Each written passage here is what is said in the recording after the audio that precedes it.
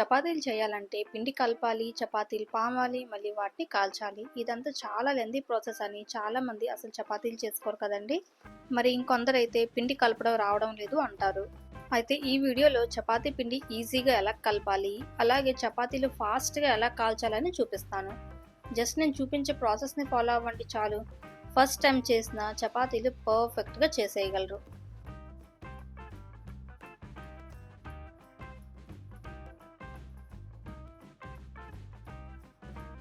చపాతీల కోసం 2 కప్పుల గోధుమ పిండిని తీసుకుంటున్నాను. ఈ పిండిలో ఇప్పుడు తగినంత ఉప్పు వేసుకొని పిండిని ఒకసారి కలిపేయాలి.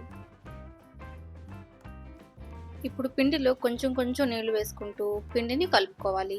మీరు తీసుకున్న గోధుమ పిండి బ్రాండ్దే అయినా కానీ, లూజ్గా కొన్నదైనా కానీ, లేదా మిల్లులో ఆడించిందైనా, ఏ పిండి అయినా కానీ అన్నిటికీ నీళ్లు ఒకేలా పట్టవండి. కొన్ని పిండిలకి ఎక్కువ నీళ్ళు పడతాయి, కొన్ని పిండిలకి తక్కువ నీళ్ళు పడతాయి. సో అది మనం చూసుకుంటూ కొంచెం కొంచెం నీళ్ళు వేసుకుంటూ పిండి కలుపుకోవాలి. పిండి కలుపుకుంటున్నప్పుడు వేళ్లతో కాకుండా ఇలా అరచేతులతోని ప్రెషర్ ఇచ్చుకుంటూ వీడియోలో నేను చూపిస్తున్నాను కదా, ఆ విధంగా పిండిని కలుపుకోవాలి. ఇలా కలుపుకున్న వెంటనే పిండి సాఫ్ట్గా రాదండి. పిండిని ఇప్పుడు వేరొక గిన్నెలో పెట్టి గాలి తగలకుండా మూత పెట్టేసి 15 to 20 మినిట్స్ అలా వదిలేయాలి. 20 మినిట్స్ తర్వాత అరచేతులకి లైట్గా ఆయిల్ రాసుకొని చపాతీ పిండిని మళ్ళీ ఒకసారి అరచేతులతోని 2-3 మినిట్స్ నీట్ చేసుకుంటే చపాతీ పిండి అప్పుడు సాఫ్ట్గా వస్తుంది. గోధుమ పిండిని ఈ ప్రాసెస్లో కలుపుకుంటే చపాతీ డో ఎంత పర్ఫెక్ట్గా వచ్చిందో చూసారు కదా. అయితే ఈ పిండి చపాతీలకు మాత్రమే కాకుండా ఫుల్కాలు కూడా చేసుకోవచ్చు.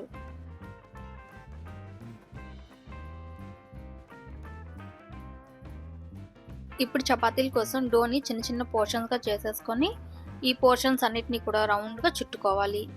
ఎక్కడ కూడా క్రాక్స్ లేకుండా నీట్గా ప్లెయిన్గా వచ్చినట్టు చుట్టుకోవాలి.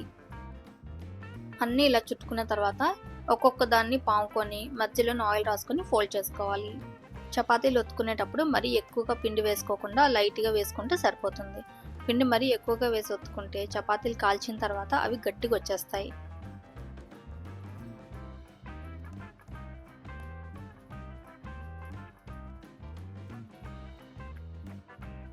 అన్నిటికీ ఆయిల్ రాసుకొని ఫోల్డ్ చేసి పెట్టేసుకున్నాం కదా.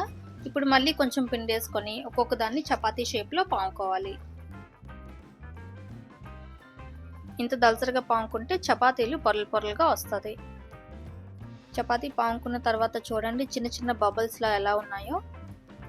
ఇలా ఉంది అంటే అర్థం ఏంటంటే మన డో బాగా కలుపుకున్నాం, చపాతీలు కూడా సాఫ్ట్గా వస్తాయని. చూడండి రెండో వైపు కూడాను బబుల్స్ ఎలా ఉన్నాయో.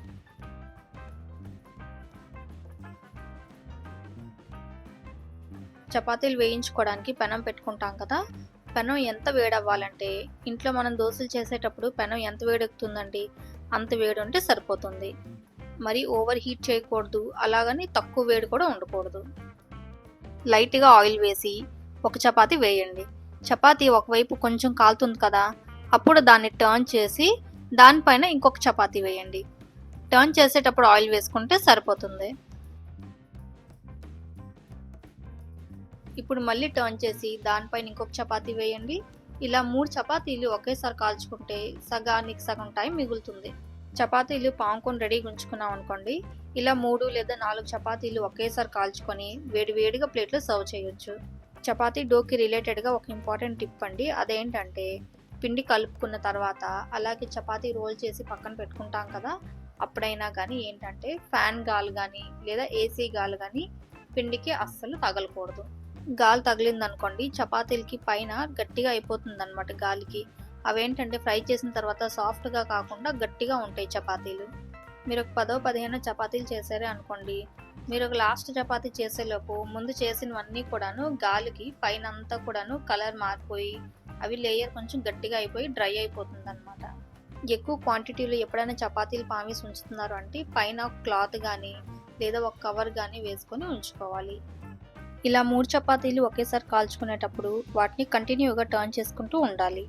ఫస్ట్ ఏ చపాతీ అయితే ఫ్రై అయిపోతుందో దాన్ని ప్లేట్లోకి తీసేసుకొని మిగిలినవి 2 ఉన్నాయి కదా, వాటిని కూడా ఇదే ప్రాసెస్లో టర్న్ చేసుకుంటూ ఫ్రై చేసుకోవాలి. ఇలా ఫ్రై అవుతున్న చపాతీని ఒకదాని తర్వాత ఒకటి తీసేసుకుంటాం కదా. ఫ్రై చేయాల్సిన చపాతీలు ఇంకా ఉన్నాయి కదా, వాటిని కూడా ఇదే విధంగా 2 లేదా 3 వేసుకొని ఈ ప్రాసెస్లో ఫ్రై చేసేసుకోవడమే. ఈ ప్రాసెస్‌లో చపాతీలు ఫ్రై చేశారనుకోండి, చపాతీలు చేయడం అనేది ఒక లెంథీ ప్రాసెస్ అనే ఫీల్ అయితే మీకు ఖచ్చితంగా పోతుంది. ఒకసారి ఈ ప్రాసెస్‌ని మీరు ట్రై చేసి చూడండి. ముందు మీరు చపాతీలు చేసేటప్పుడు ఎంత టైం పడుతుందో, అదే ఈ ప్రాసెస్‌ని ఫాలో అయితే ఎంత టైం తగ్గుతుంది అనేది మీకే అర్థమైపోతుంది. మరి నేను చూపించే ఈ చపాతీ ప్రాసెస్ గానీ, టిప్స్ గానీ మీకు ఏవైనా గానీ నచ్చినట్లయితే ఈ ఛానల్‌ని తప్పకుండా సబ్స్క్రైబ్ చేసుకోండి. అలాగే వీడియోని లైక్ చేసి, ఈ వీడియోని షేర్ కూడా చేయండి. అలాగే నెక్స్ట్ రెసిపీ నేనేం చేయొచ్చు అనేది మీరు కామెంట్స్‌లో చెప్పండి.